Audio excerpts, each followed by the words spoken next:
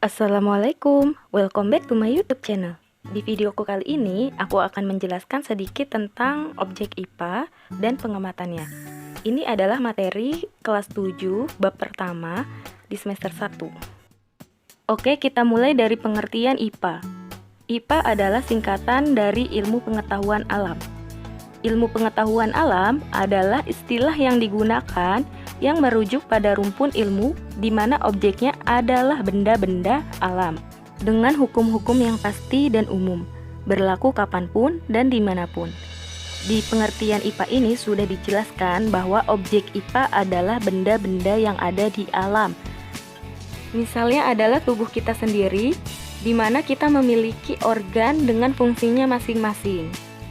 Contoh lainnya adalah ketika kita berinteraksi dengan udara. Saat kita bernafas, kita menghirup oksigen lalu merubahnya menjadi karbon dioksida.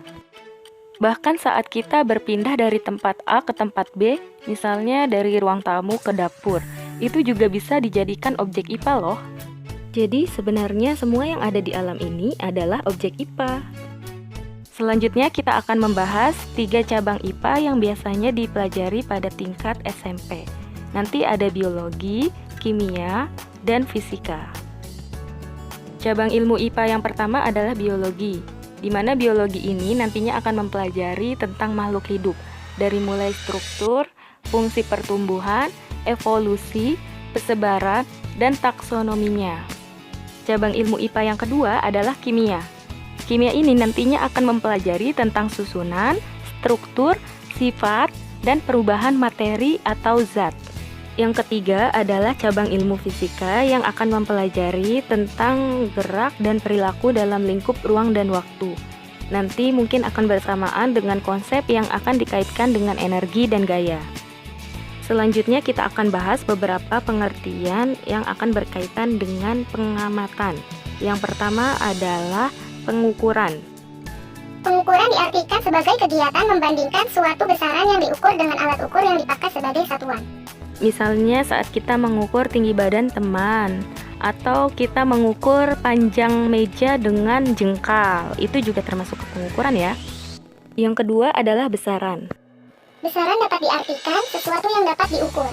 Jadi saat kita hendak mengukur tinggi badan, maka tinggi badan tersebutlah yang dinamakan besaran, yaitu besaran panjang.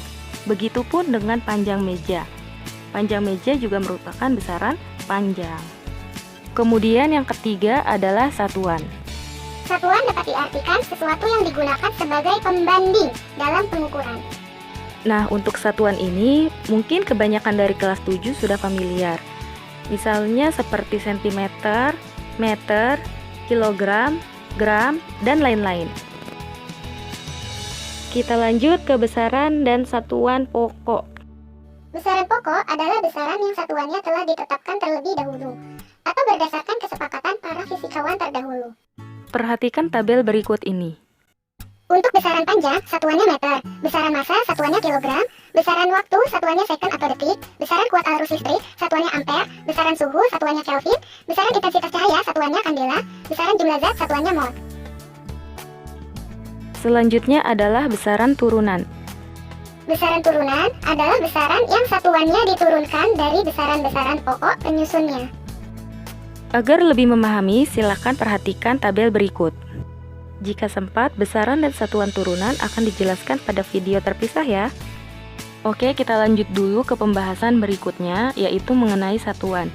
Nah, satuan ini memiliki 2 jenis, yaitu jenis pertama satuan baku atau standar, yang diakui secara internasional, disebut satuan internasional atau SI.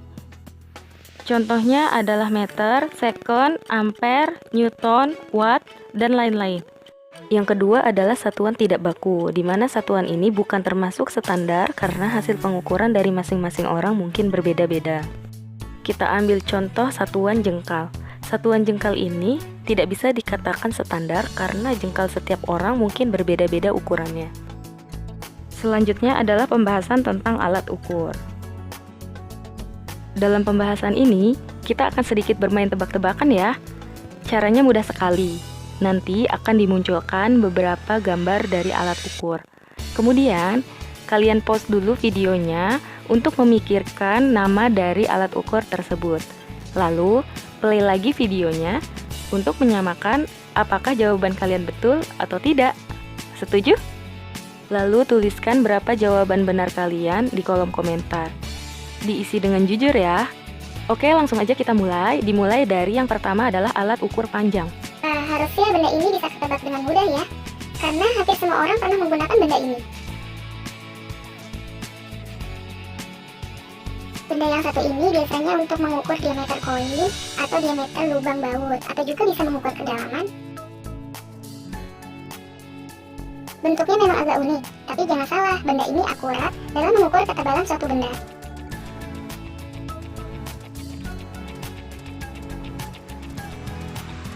Wah, kalau benda ini sih yang biasa ada di tukang jahit. Selanjutnya alat ukur massa. Benda ini menggunakan tenaga pegas untuk kekuatannya.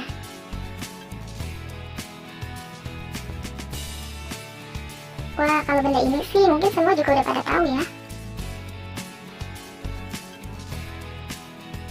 Mungkin sudah banyak yang pernah melihat benda ini, tapi belum tahu namanya. Kira-kira apa ya namanya? Benda ini sih yang biasa buat nimbang dede balita di posyandu, ya nggak? Kalau kalian pernah ke toko emas, pasti pernah melihat benda ini. Yang pernah disuruh mama beli terigu ke warung, pasti tahu nih benda ini. Selanjutnya alat ukur waktu. Ayo ngaku, siapa yang suka lihat benda ini saat jam istirahat sudah mendekati? Yang suka perhatiin guru olahraga, pasti tahu benda ini ya. Nah, kalau benda ini multifungsi, bisa jadi jam, bisa juga jadi stopwatch. Kira-kira apa ya namanya? Selanjutnya adalah alat ukur suhu. Ini adalah berbagai macam alat pengukur suhu. Beda jenis, beda fungsinya loh. Ayo, siapa yang tahu namanya?